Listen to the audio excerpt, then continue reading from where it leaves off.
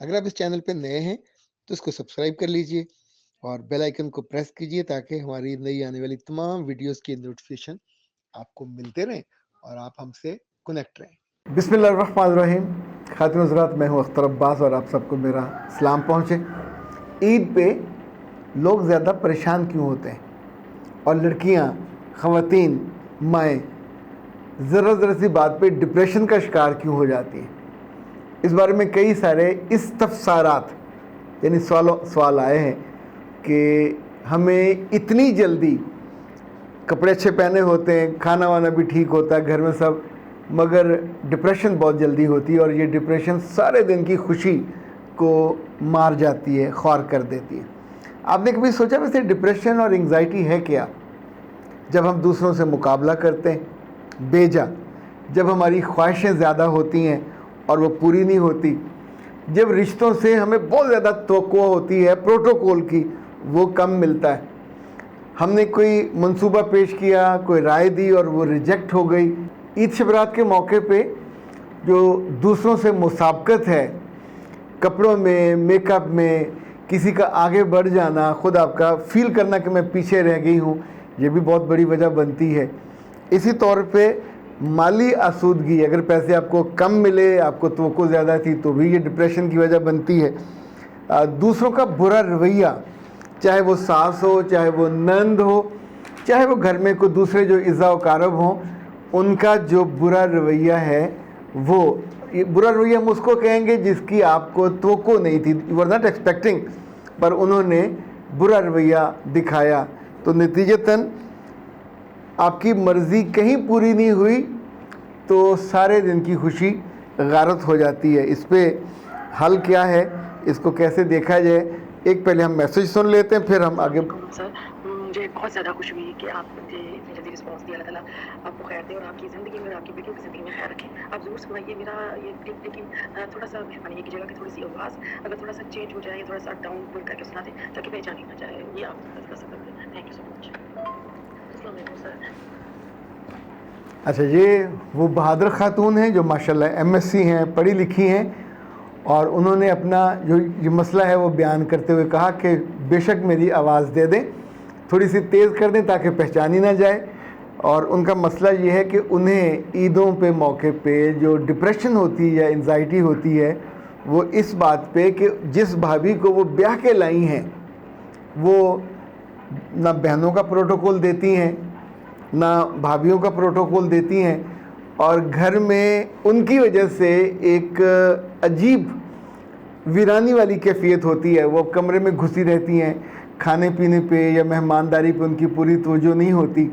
और सबसे अहम ये कि वो कहती हैं कि एक एक हमारा भाई है, और हमें लगता है कि इस खातून की मुसलसल उनके कानों में जो विस्परिंग है, विस्परिंग कहते हैं जैसे कानाफूसी होती है, आप मुसलसल कानों में कुछ जहर घोलते रहते हैं।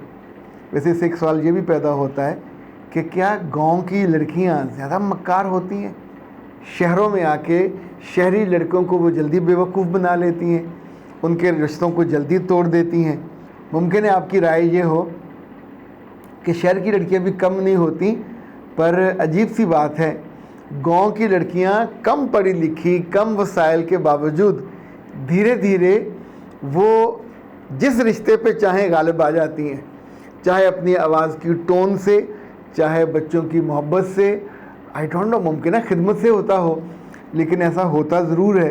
फिर बाकी रिश्ते पीछे रह जाते हैं। यहाँ पे हसद, जेलसी और आने वाले दिनों में अपना ज़्यादा फ़ायदा, ये भी एक वजह बनती है इस डिप्रेशन की। तो अब हम देखते हैं इसका हल क्या है। इस ईद पे डिप्रेशन में मत जाइएगा। अगर कोई ख्वाहिश पूरी ना हो तो इतना सोचना है कि ये दुनिया आपके लिए नहीं बनी, ये दुनिया की हर चीज़ आपकी ग़ुलाम नहीं है। अगर कोई दो चार चीज़ें आपके मर्ज़ी से नहीं हो रही तो नो प्रॉब्लम, 10 में से अगर 8 चीज़ें भी आपकी हो जाएं तो याद रखिए कि ज़हनी इंतशार आपको बर्बाद करके रख देता है। ज़हनी इंतशार में आपका अपने रिश्तों पे एतबार ख़त्म हो जाता है। ज़हनी इंतशार में उस दिन की इबादतें भी ज़ाया, ना आपने नमाज़ पढ़ी आपसे जाएगी, ना आपसे दुआ मांगी जाएगी, ना शुक्र अदा होगा। उस रोज़ घर में आए हुए जो मेहमान हैं वो भी आप ठीक से अटेंड नहीं कर पाओगे। उस रोज़ जो घर में कुर्बानी हुई होगी, खाना पका होगा, वो भी आप ठीक से इसका इलाज कोई मेडिसिन नहीं है, इसका इलाज कोई टीका नहीं है कि आपको लगा दिया जाए तो आपका इंतशार कम हो जाए। हाँ, ये हो सकता है कि जो ज़हनी आपका बेसुकूनी है वो सुकून पीने के बाद और सुकून खाने के बाद बेहतर हो जाए, लेकिन असल में हल आपके अंदर है। अपने रवैये में थोड़ी लचक पैदा कीजिए, इंसानों को थोड़ी स्पेस दीजिए, और अगर ये कैफियत तारी हो जाए फ़ौरन अपने कमरे में चले जाइए, दरवाज़ा बंद कीजिए, खड़े हो जाइए और अब अपने जिस्म को बिल्कुल रिलैक्स करें। आंखें बंद कीजिए, लंबे सांस लेने, इनहेल करें, नाक से इनहेल करेंगे, मुंह से एक्सहेल करेंगे। फिर आप कुर्सी पे बैठ जाइए, और अगर वो इजी चेयर है, एक ज़माने में तो इजी चेयर होती थी जिस पे ज़रा यूँ करके हम बैठते हैं, तो इजी चेयर पे ऐसे करके आप बैठेंगे और धीरे धीरे अपने जिस्म के अंगूठे से यूँ महसूस करेंगे जैसे एनर्जी आपके अंदर आ रही है। ये एनर्जी आती जाएगी तो जो ठंडी हवा आएगी तो गर्म हवा आपके ब्रेन से। अगर आप ज़्यादा परेशान हो डिप्रेशन के बायस तो फिर हमसे रब्ता कर लीजिए, हम इंशाल्लाह आपका 2 तरह से इलाज करेंगे। अगर मसला ज़्यादा सीवियर हुआ तो आपके NLP करेंगे, अगर उससे कम सीवियर हुआ तो आपको कुछ एक्सरसाइजेस सिखा देंगे जिससे आप अपनी थेरेपी खुद भी कर सकेंगे और जगह जगह आप मजाक का निशाना नहीं बनेंगे। सो अपना रवैया बदल लीजिए, हट धर्मी से पीछे हट जाइए और कंपैरिजन रिश्तों में मत कीजिए। अगर आपकी माली तौर पे उस रोज़ कमज़ोरी रही है, ईद कम मिली है, दूसरों को ज़्यादा मिल गई है, तो इन सारी चीज़ों को सर पे सवार मत कीजिएगा। डिप्रेशन ईद वाले दिन या ईद के दिनों में अगर हुई तो याद रखिएगा पूरा साल आपको अफसोस रहेगा। यानी एक छोटी सी चीज़ को इग्नोर ना करने के नतीजे में दुख तकलीफ़ आपको ज़्यादा होगी। इसी तकलीफ़ से बचाने के लिए हम आपको कोर्सेज़ कराते हैं, इसी तकलीफ़ से बचाने के लिए हम आपको काउंसलिंग का टाइम देते हैं, और इसी तकलीफ़ से बचाने के लिए कायनात हाउस का जो गिफ्ट मेरे पास आता होता है, अभी भी आया हुआ है, मैं आपको एक नज़र दिखा देता हूँ। इस वक्त टाइम तो नहीं है। ये वाला सुकून है, ब्रेन बूस्टर है और शरबत है। इनकी 3-4 और चीज़ें आई हुई हैं, वो ईद के बाद। उसमें ख़ास तौर पे चेहरे की खूबसूरती भी है, शुगर के लिए, शुगर की मेंटेनेंस के लिए इनका एक बहुत अच्छा प्रोडक्ट आया है, तो वो आपको इंशाल्लाह ईद के बाद ले जनाब। अभी आप दीजिए इजाज़त। तो ज़हनी इंतशार को इस ईद पे एक बड़ी नो, हसद को, जेलसी को इस ईद पे एक बड़ी नो, और एक दूसरे पे मुसाबकत नो, और बेलगाम ख्वाहिशें नो, और रिश्तों पे मुसलसल मुकम्मल गिरफ्त की ख्वाहिश, ये भी नो हो नहीं सकता। और माली तौर पे एक दिन के अंदर अमीर हो जाना ज़्यादा पैसे लेके, ये भी नो।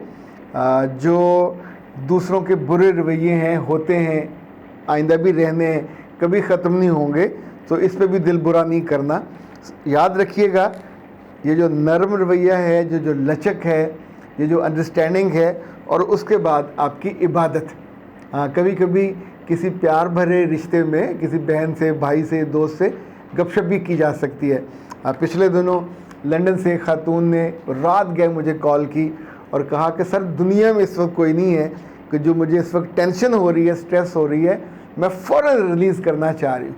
तो मैंने फिर सारे काम छोड़ के, ज़ाहिर है ये एक एमरजेंसी केस होता है और फ़ौरन उसको सुनना चाहिए, वरना आप बड़े बुरे फ़ैसलों पे जा पहुँचते हैं, और ये बुरे फ़ैसले रिश्तों को तोड़ने वाले भी होते हैं, ख्वार करने वाले भी, और कभी कभी जान से बंदा जाता है।